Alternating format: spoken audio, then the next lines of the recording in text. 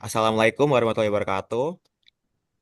Selamat malam. Sebelumnya perkenalkan kami dari kelompok 5 dari mata kuliah pemrograman controller dengan dosen pengampu Pak Dwi. Di sini kami akan menjelaskan mengenai tugas pemrograman controller, yaitu menjelaskan mengenai bottom up program HDL dan VHDL. Sebelum ke materi, izin kami memperkenalkan kelompok kami, kelompok 5. Yang pertama ada Muhammad Hadid Kusoiri dengan NRP 204-223-1025. Lalu ada Yusuf Aldi Prasetyo dengan NRP 204-223-1027. Selanjutnya ada Yudhistira Ananda dengan NRP 204-223-1015. Selanjutnya ada Sofi Rohman dengan NRP 204-223-1031. Selanjutnya ada Ega Terbit dengan NRP 204-223-1029. Lalu ada Adam Fareliansyah dengan NRP 204-223-1049.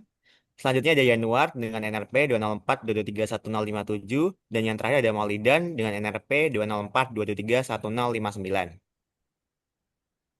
Oke, untuk materi yang pertama, kami akan menjelaskan mengenai sebenarnya apa sih itu bottom up design programs. Jadi, bottom up programs dalam konteks FGPA atau File Programmable Gate Array. Bottom up design mengacu pada pendekatan dalam merancang sistem di mana komponen-komponen kecil atau unit fungsional dirancang terlebih dahulu, kemudian disatukan untuk membangun sistem yang lebih besar.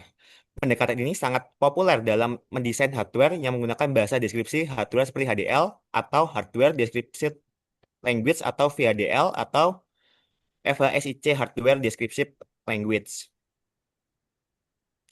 Oke, lalu sebenarnya gimana sih bottom up design pada HDL dan VHDL di FGPA? Yang pernah yaitu ada fokus pada unit terkecil. Jadi pendekatan bottom up dimulai dengan merancang modul-modul kecil atau komponen yang sangat spesifik, seperti gerbang logika yaitu AND, OR, NOT, lalu ada flip-flop, lalu ada register, counter, atau modul fungsional lain yang membentuk bagian-bagian dasar dari sistem digital. Setiap bagian ini biasanya dirancang dan diuji secara terpisah. Lalu poin yang kedua yaitu ada HDL dan VHDL. Jadi HDL sendiri atau Hardware Descriptive Language adalah bahasa yang digunakan untuk mendeskripsikan sistem elektronik digital dalam bentuk teks. Ada dua jenis utama dari HDL yang digunakan dalam desain FGPA, yaitu VHDL dan Verilog. Lalu ada VHDL adalah salah satu jenis HDL yang lebih formal dan deskriptif, digunakan untuk mendeskripsikan secara digital dengan cara yang lebih rinci dan struktur. Oke, lalu selanjutnya ada yang ketiga yaitu ada komponen. Pada pendekatan bottom up, komponen-komponen ini dapat ditulis dalam VHDL atau Verilog untuk mendeskripsikan logika yang diinginkan. Misalnya, untuk mendesain sebuah counter 4 bit, kita bisa memulai dengan mendeskripsikan register dan gerbang logika yang diperlukan untuk membentuk counter ini. Lalu, selanjutnya ada simulasi dan pengujian dari setiap modulnya. Setiap unit yang lebih kecil diuji secara terpisah untuk memastikan bahwa mereka berfungsi seperti yang diinginkan. Ini dilakukan melalui simulasi dengan menggunakan test beds yang meniru kondisi sistem nyata sistem. Pada tahap ini, masalah atau bug dapat dideteksi lebih cepat karena unit yang lebih kecil lebih mudah dipahami dan lebih mudah diuji. Lalu, untuk poin selanjutnya itu ada penggabungan modul. Setelah unit kecil ini selesai, tahap berikutnya adalah mengintegrasikan mereka menjadi subsistem yang lebih besar. Sebagai contoh, jika kita merancang sebuah sistem pengendalian motor, kita dapat mulai dengan mendesain modul untuk input sinyal terlebih dahulu, lalu ada pengontrol logika dan modul pengeluaran sinyal untuk motor. Lalu setelah kita membuat modul-modul kecilnya, kita bisa menggabungkan modul-modul ini menjadi satu desain yang lebih besar. Untuk penjelasan selanjutnya akan dilanjutkan oleh rekan saya yaitu Adam. Oke, berikutnya ada synthesizing design ke FPGA. Jadi setelah desain bottom up selesai dan diuji, desain kemudian disintesis ke dalam format yang dapat digunakan oleh FPGA. Sintesis ini mengubah kode VHDL atau Verilog menjadi representasi fisik yang dapat diprogramkan ke dalam FPGA.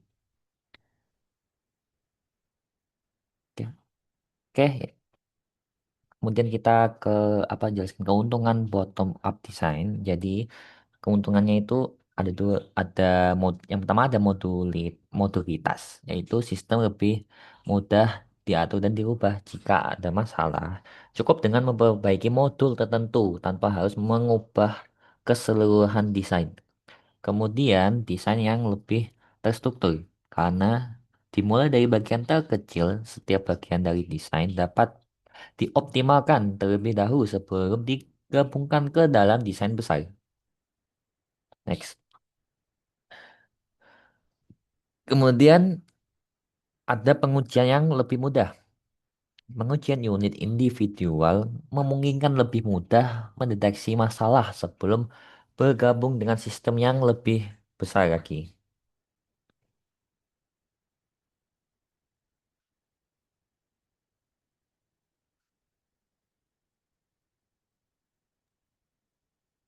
Sebenarnya adalah perbedaan dari variabel dan dapat dilihat pada PPT yang ditampilkan ada beberapa aspek yang membedakan antara PHDL dan HDL, mulai dari sintaksis dan sintaksis, modularitas, dan pengujian. Sintaksis sendiri pada VHDL memiliki sintaks yang lebih terstruktur dan mirip dengan bahasa Pascal. Ini mempunyai lebih formal namun cenderung lebih rumit. Hal ini membantu dalam menjaga kode yang lebih terorganisir dan mudah dipahami meskipun membutuhkan pemahaman yang lebih mendalam. Dan untuk HDL sendiri itu lebih sederhana atau mirip bahasa C. Sintaks yang lebih sederhana dan mirip dalam bahasa C, sintaksisnya yang lebih ringkas dan memudahkan pengembangan yang lebih cepat dan efisien, tetapi mungkin kurang terstruktur dibandingkan VHDL. Berikutnya modularitas. VHDL sendiri dia menggunakan entity dan arsitektur untuk mendefinisikan antar mukanya. Sementara arsitektur mendeskripsikan implementasinya. Pendekatan ini memungkinkan pembagian desain yang lebih terstruktur dan modular. Untuk dengan Verilog, dia menggunakan mod. Di Verilog, desain perangkat keras dikelompokkan dalam modul yang menyatukan antar muka dan fungsionalitas dalam satu unit. Ini lebih sederhana dan memungkinkan pengembangan di lebih cepat. Pun jadi di HDL. Selanjutnya akan dijelaskan semua jenisnya.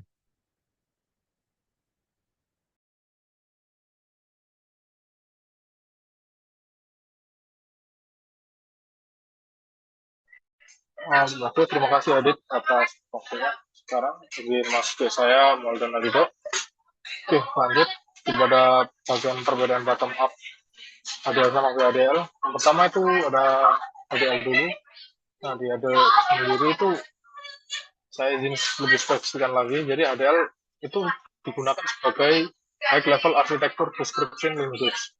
Di mana nanti dari high level architecture description language itu terdiri atas nanti yang digunakan dalam perangkat sistem seperti mendeskripsikan arsitektur lunak untuk perangkat lunak. Dan kemudian yang kedua itu fokusnya pada sistem perangkat lunak, bukan perangkat kerasnya. Nah, misal dalam penggunaan pelintian itu digunakan untuk sistem terdistribusi seperti itu. Dan yang kemudian yang kedua, ADL dalam konteks lokal. Jadi beberapa instansi seperti ITS dan lain sebagainya itu menggunakan HDL itu sebagai bahasa atau alat bantu buatan lokal untuk riset.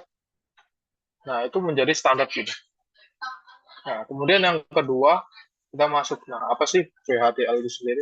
Nah, VHDL sendiri itu adalah bahasa pemrograman standar yang sering digunakan. Jadi contohnya untuk VGA dan lain sebagainya. Kayak bahasa dalam komunikasi, nah, dalam bahasa yang standar digunakan sendiri, yang pertama itu desain simulasinya itu rangkaian digital, terutama dari VGA yang kita tahu. Nah, desainnya itu lebih mengutamakan kayak bentuk HDL itu sendiri. Nah, kemudian lanjut. Nah, ini sering digunakan sebagai cangkupan engineering untuk membuat sebuah perangkat lunak dalam model perangkat keras. Oke, selanjutnya bisa dijelaskan kembali. Dan masuk lagi kembali ke slide sebelumnya.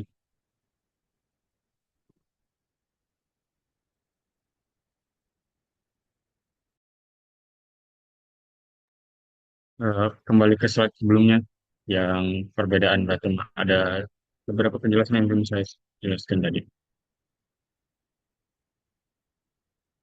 Oke, di aspek pengujian yang membedakan antara VHDL dan HDL adalah pengujian. Kalau VHDL dia menggunakan pengujian dan test bench dan itu lebih terintegrasi. Kalau HDL pengujian dengan test bench lebih fleksibel.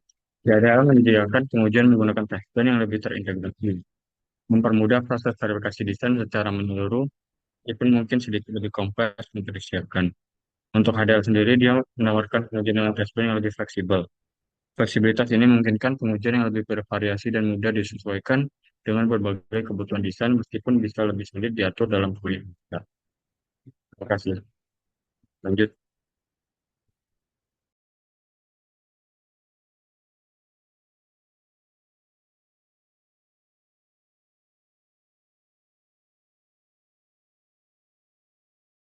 Oke, berikutnya adalah cara mengupload FPGA. Jadi di sini yang untuk penjelasan bagaimana cara mengupload programnya ini akan menggunakan jenis yang dimana dari Xilinx dan software yang digunakan itu Vivado dari AMD. Bisa di next. Nah, yang pertama pasti kita buat project. Jadi nanti board yang ditulis itu dipilih apa namanya tuh dicari di search-nya.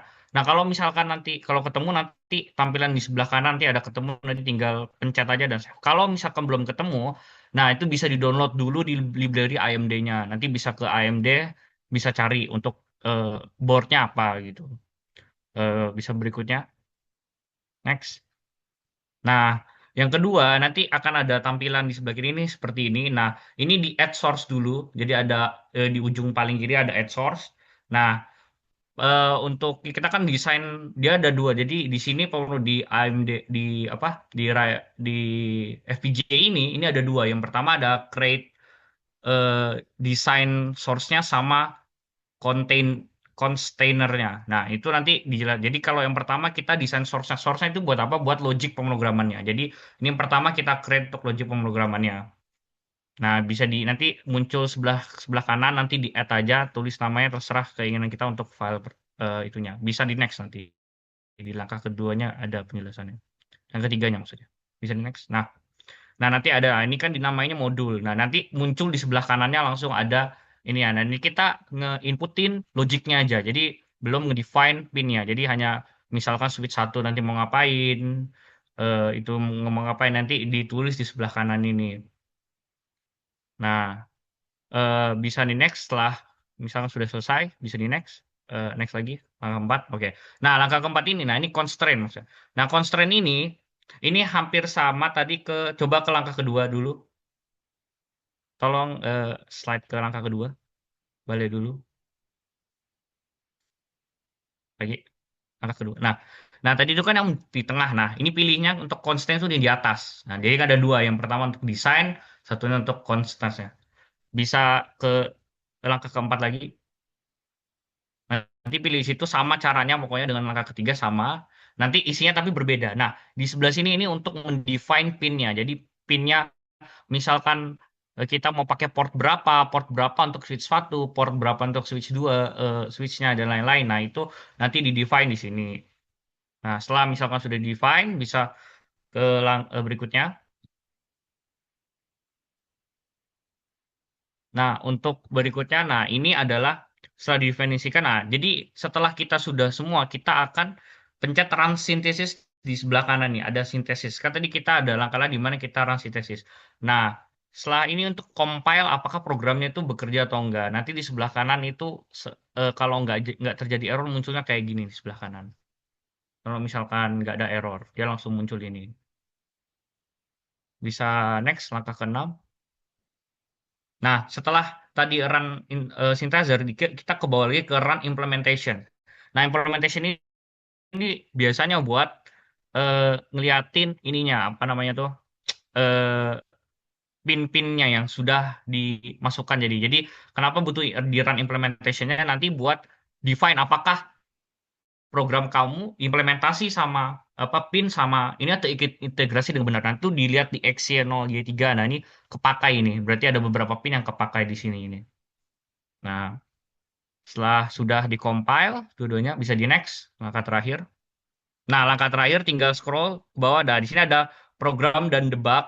Nah, generate bitstream. Nah, nanti munculnya kayak gini. Jadi, pas di run, nanti dia itu ada, kan no target. Nanti di open aja, dikonekin, nanti otomatis berubah. Kalau misalkan boardnya sudah ada, nanti muncul di sini. Otomatis tulisannya ke programmer gitu. Sandi next. Oke, mungkin saya serahkan ke teman. Baik, selanjutnya di sini saya akan menjelaskan terkait simulasi pengujian. Di simulasi ini dapat memungkinkan developer untuk memeriksa beberapa hal, seperti salah satu contohnya itu fungsionalitas. Jadi apakah komponen itu menghasilkan output yang sesuai dari setiap kombinasi yang telah diberikan, kemudian dari waktu timingnya, apakah komponen beroperasi dengan rentang waktu yang diinginkan, sudah sesuai, contohnya untuk flip-flop, kemudian register, kita harus memverifikasi apakah data diambil dan disimpan sesuai dengan siklus clock yang telah kita tentukan. Kemudian kita dapat melihat kebenaran dan keakuratan dari logika yang telah kita terapkan. Kemudian selanjutnya, jadi di sini terdapat beberapa simulasi menggunakan ISA link, C-Link. Ya, di sini yang pertama-tama kita lakukan yaitu kita masuk kepada program C-Link ISA. Nah, setelah kita masuk ke program C-Link ISA, nah kita membuat sources baru gitu loh untuk melakukan uji tes terhadap logic yang telah kita buat. Nah, selanjutnya next. Nah, di sini kemudian kita memilih VxDL modul. Nah, di sini kita terus memberi nama terhadap file yang ataupun modul yang kita gunakan nanti untuk unit testingnya. Setelah itu kita membuat program testingnya. Nah, program testingnya kita buat bagaimana logiknya yang ingin kita coba ataupun kita testingkan dan simulasikan.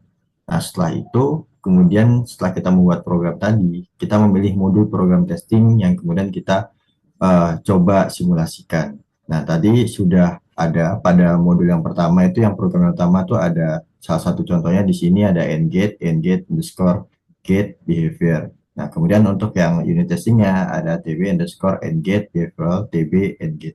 Nah, di sini sebagai modul untuk simulasinya ataupun ngetes dari unit tiap logic yang telah dibuat sebelumnya. Nah, setelah itu kita klik simulation ke slide sebelumnya.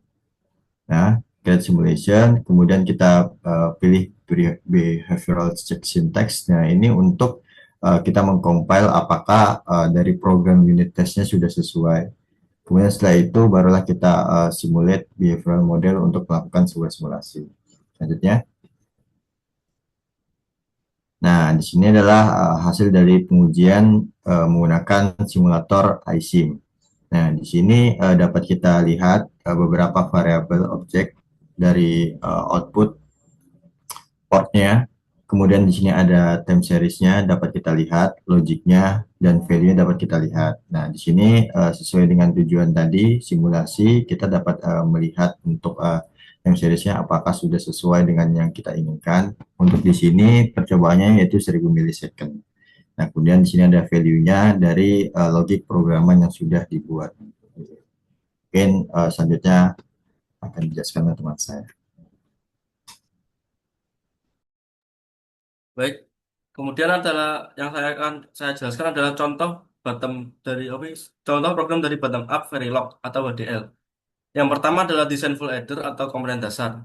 Modul dasar yang akan kita desain pertama adalah full adder yang terdiri dari 3 input A dan juga B atau bit yang dijumlahkan, dan sin atau carry in, serta 2 output sum atau jumlah dan count atau carry out. Yang dimana contoh dari pemrogramannya adalah seperti ini. Oke, next.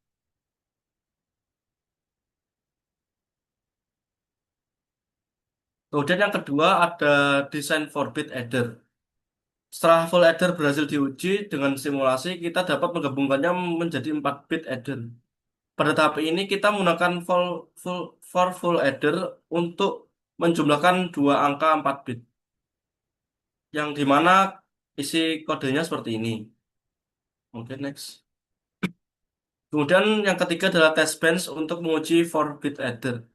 Dengan membuat test bench untuk menguji 4 bit adder yang telah kita buat sebelumnya. Yang dimana isi dari kodenya seperti ini. Oke, selanjutnya akan dijelaskan oleh teman saya. Oke, selanjutnya saya akan menjelaskan bottom up menggunakan VHDL. Yang pertama kita membuat desain dari full adder atau komponen dasar yang bisa dilihat. Itu ada port A, D, Cin, Sum, dan Count. Dan untuk arsitektur behavioral full adder bikinnya seperti ini, apa buat logikanya. Oke, next. Nah, untuk selanjutnya kita membuat dari desain 4 bit addernya, yaitu modul dasarnya akan kita desain. Pertama adalah full adder yang terdiri dari 3 input, A, B, yang merupakan input yang dijumlahkan, dan C-in atau carry in, serta 2 output, sum berupa jumlah, dan count atau carry out dengan kode seperti di bawah. Bisa next. Nah, untuk yang terakhir, kita menggunakan test bench untuk menguji forbit adder dan membuat codingannya seperti di bawah. Nah, saya akan menjelaskan forbit adder itu merupakan sirkuit digital yang menjumlahkan dua bilangan biner, 4 bit yang menghasilkan jumlah 4 bit dan bit carry bawaan sebagai output. Nah, sirkuit ini bisa dilihat kita menggunakan XOR ya. Seperti itu. Oke, terima kasih. Nah, eh, untuk penjelasan saya barusan merupakan penjelasan penutup dari sesi presentasi kita pada malam hari ini. Terima kasih telah menyimak. Jika ada pertanyaan bisa disampaikan di kolom komentar. Kami dari kelompok 5 mengucapkan terima kasih dan wassalamualaikum warahmatullahi wabarakatuh.